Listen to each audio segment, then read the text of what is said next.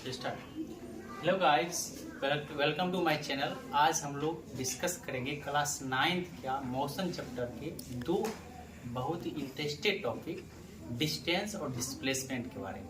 तो आइए हम लोग जानते हैं डिस्टेंस क्या होता है।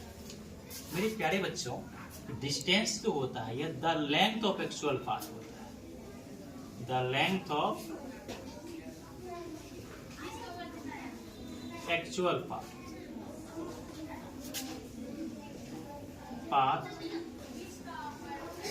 covered by anybody। देखिए, किसी वस्तु द्वारा तय की गई वास्तविक पथ की लंबाई को हम लोग दूरी कहते हैं। जैसे मान चलिए एक कोई पार्टिकल्स है, यहाँ से चलना प्रारंभ किया और इसका पाथ ऐसा है और ये पार्टिकल ऐसे ऐसे चला और चलकर यहाँ पर ये पहुंच जाता है। तो ये जो इसका जितना इसका लेंथ होगा, लंबाई होगा इस पाथ की, वही उसकी क्या होगी, दूरी होगी। तो दूरी में देखिए, ये जो कोई पार्टिकुलर डायरेक्शन नहीं होता है, क्योंकि जिस हम पाथ से चलते हैं उसका एक कोई खास दिशा नहीं होता है। खास दिशा नहीं होने की वजह से यह एक प्रकार का स्केलर क्वांटिटी है। आप कह सकते हैं जो लेंथ, जो आपका डिस्टेंस एक प्रकार का स्केलर क्वांटिटी, अदिश राशि है। तो दूरी मैं उम्मीद करता हूँ आपको समझ में आ गया होगा।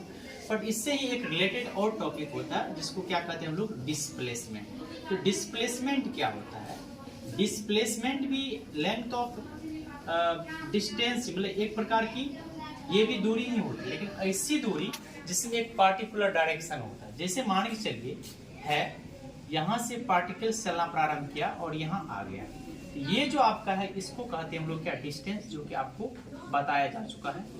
लेकिन ये इनिशियल पॉइंट जहां से वो चलना प्रारंभ किया, इसको प्रारंभिक बिंदु कहते हैं। और अपनी जो है ना वो डायरेक्शन ऐसे आया और अपनी गति यहाँ खत्म कर दिया। ये इनिशियल और फाइनल पॉइंट यानी प्रारंभिक बिंदु और अंतिम बिंदु के बीच की जो न्यूनतम दूरी होगा, shortest distance between initial and final point, इसी को हम लोग क्या कहेंगे, डिस्प्लेसमेंट कहेंगे। तो डिस्प्लेसमेंट क्या होता है? डिस्प्लेस यानी विस्थापन, प्रारंभिक और अंतिम बिंदु के बीच की न्यूनतम दूरी होता है, जबकि जो दूरी होती है किसी वस्तु द्वारा तय की गई वास्तविक पथ की लंबाई होता है। देखिए, डिस्प्लेसमेंट एक पार्टिकुलर डायरेक्शन है। यदि नॉर्थ, मान चलिए यहाँ नॉर्थ से क्या साउथ आया, या फिर नॉर्थ साउथ डायरेक्शन में कोई एक पार्टिकुलर डायरेक्शन में चलता है, इसीलिए एक प्रकार का वेक्टर क्वांटिटी है। तो डिस्प्लेसमेंट को हम कह सकते हैं एक प्रकार का वेक्टर क्वांटिटी है। इससे रिलेटेड दो तीन टॉपिक हमने इसी में का कंसेप्ट जानने का प्रयास करेंगे। क्या डिस्टेंस डिस्प्लेसमेंट के बराबर हो सकता है? क्या डिस्टेंस डिस्प्लेसमेंट के बराबर हो सकता है? मेरा ये प्रश्न है। तो देखिए, डिस्टेंस डिस्प्लेसमेंट के बराबर तब हो सकता है जब मान लीजिए यहाँ से कोई पार्टिकल चलना प्रारंभ करता और यहाँ आ गया और इसका ऐसे चला, ये स्ट्रेट पाथ जब होगा, इस कंडीशन में डिस्टेंस डिस्प्लेसमेंट के बराबर हो जाएगा। क्योंकि इसका जो लेंथ ऑफ एक्चुअल पाथ होगा, ये मान चलिए x मीटर होगा, पॉइंट ए से पॉइंट बी के बीच का डिस्टेंस, ये लेंथ ऑफ एक्चुअल पाथ क्या है, ए बी x मीटर है। तो आप यदि यहाँ पर डिस्प्लेसमेंट निकालो, वो भी x ही होगा। तो हम कह सकते हैं डिस्टेंस डिस्प्लेसमेंट के इक्वल हो सकता है। दूसरा केस मैं ये क्या कह सकता हूँ, जो डिस्टेंस डिस्प्लेसमेंट से ग्रेट होगा यानी बड़ा होगा क्या, ये मेरा प्रश्न है। हाँ, बिल्कुल हो सकता है। किस कंडीशन में होगा? देखिए, मान चलिए यहीं पर देख लेता हूँ, ये आपको नहीं दिख रहा, ये जो लेंथ ऑफ एक्चुअल पाथ है ज्यादा दिख रहा है।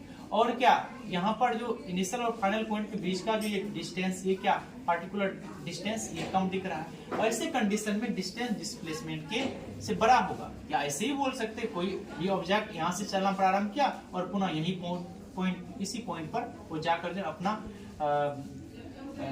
अपनी जो है मोशन को खत्म कर दिया था। ऐसी कंडीशन में इसका डिस्प्लेसमेंट क्या होगा, जीरो होगा। लेकिन इसका डिस्टेंस जीरो नहीं हो सकता। Distance never be equal to zero. Displacement में भी जीरो, में भी पॉजिटिव, बट डिस्प्लेसमेंट कभी भी डिस्टेंस जीरो के बराबर नहीं होगा। ऐसे कंडीशन में डिस्टेंस और डिस्टेंस डिस्प्लेसमेंट से बड़ा होता है।